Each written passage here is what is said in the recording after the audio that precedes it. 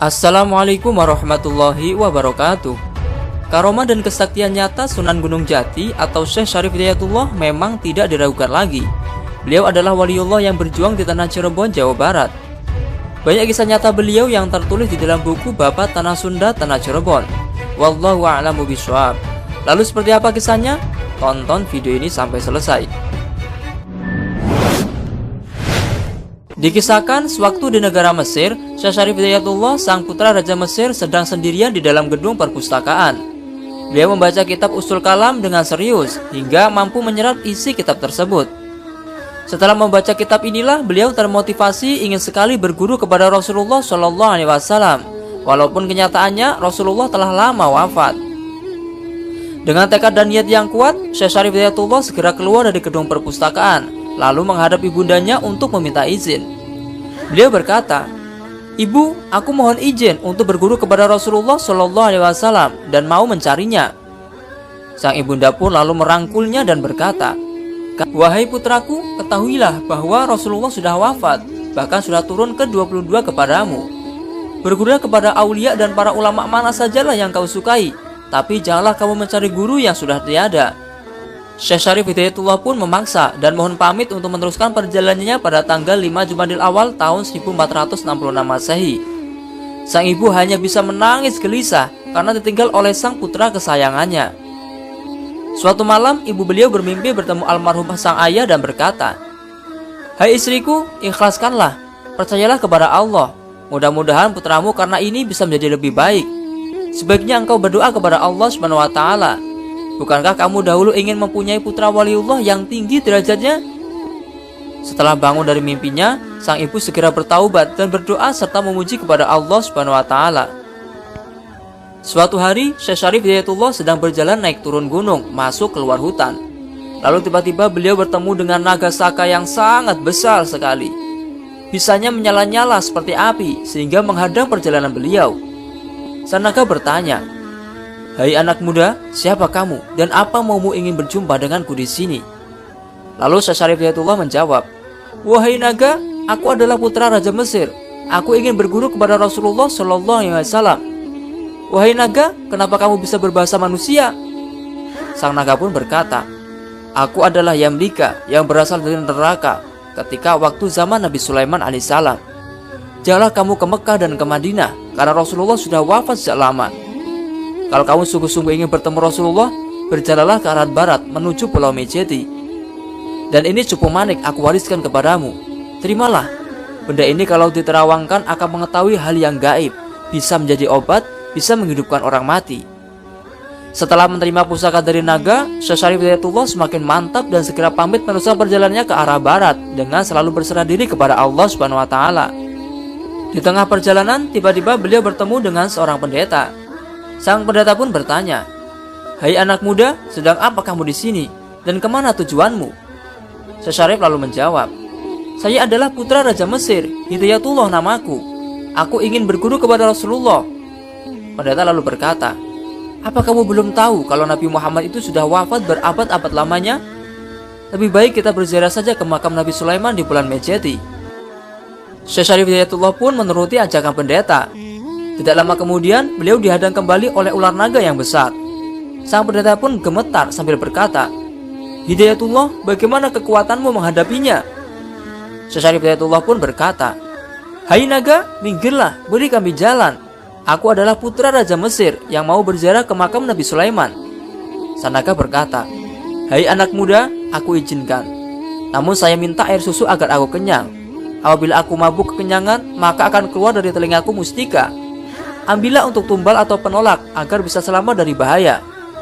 Syekh Syarif Hidayatullah dan pendeta pun lalu mencari susu dan mendapatkan sekaleng besar. Lalu diminumkanlah kepada naga itu. Sang naga pun mabok lalu mengelundung di tanah. Ternyata keluar di telinganya sebuah mustika. Syekh Syarif Hidayatullah pun lalu mengambilnya. Setelah itu Syekh Syarif dan pendeta meneruskan perjalanannya. Dan terbukti banyak sekali jin, setan, ular tidak berani mengganggunya dan selamat dari bahaya. Akhirnya Syekh Syarif Hidayatullah dan pendeta sampai di makam Nabi Sulaiman dengan menunaikan khomat dan khidmah. Sungguh aneh, si pendeta senang sekali setelah menemukan cincin maklukmat milik Jeng Nabi Sulaiman. Tak disangka, tiba-tiba jari-jarinya bergerak disusul gelap 1000 menyambar yang membuat ki pendeta remuk, hancur dan mati. Syekh Syarif Hidayatullah pun terlempar ke angkasa hingga jatuh di puncak gunung. Segera Syekh Syarif Hidayatullah bertobat kepada Allah karena telah menemani pendeta yang berhati busuk hendak menguasai cincin Nabi Sulaiman untuk kejahatan. Setelah bertobat, beliau lalu meneruskan perjalanannya. Singkat cerita, di dalam perjalanannya, beliau mendapat banyak sekali rintangan, godaan dan cobaan hingga akhirnya beliau berjumpa dengan Nabi Ilyas alaihissalam. Nabi Ilyas berkata, "Aku tunjukkan kepadamu, sekarang naiklah ke puncak bukit di sana. Kau akan berjumpa seorang laki-laki yang mengendarai kuda. Mohonlah pertolongan kepadanya." Syekh Hidayatullah pun mengikuti arahan itu, lalu mohon pamit untuk meneruskan perjalanannya. Sampai di sebuah pucuk gunung, tak lama kemudian datanglah Nabi Khidir alaihissalam yang mengendarai kuda sembrani. Syekh Hidayatullah segera bersalaman menghaturkan bakti hormat. Nabi Khidir lalu memberikan buah-buahan yang hijau dari surga. Syekh Hidayatullah mengucapkan terima kasih, lalu memakannya hingga habis. Tak disangka, tiba-tiba keluar cahaya. Jin, setan, malaikat, manusia, hewan, dan bangsa angin pun mengetahui semua bahasa dari khasat buah-buahan tadi. Dan berkahnya menurun hingga 3 turunan. Syekh Hidayatullah lalu diajak bersama mengendarai kuda sembrani. Segeralah mereka terbang ke angkasa secepat kilat. Setelah sampai di Ajrak, Syekh Hidayatullah disuruh turun, lalu bertemu seorang prabu jin Islam. Syekh lalu meminta petunjuk agar bisa bertemu Rasulullah SAW. Jin Islam pun tersenyum dan berkata, "Tidak lama lagi kamu akan bertemu. Makanlah buah-buahan pemberian malaikat ini, karena berkahnya akan menurun hingga 9 turunan." Syekh Hidayatullah memakannya hingga pingsan karena saking nikmatnya. Sang jin lalu membawa Syekh ke negeri jin Ajrak. Tidak lama kemudian Syekh Hidayatullah sadar dan heran karena merasa di alam lain.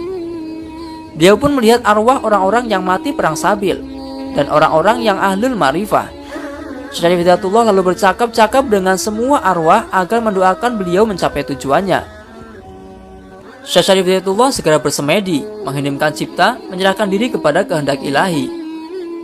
Setelah beberapa waktu lamanya, terdengarlah suara, "Hai, bahagia sekali engkau anak muda yang diridhoi oleh Allah SWT untuk naik ke langit hingga tingkat ke-6.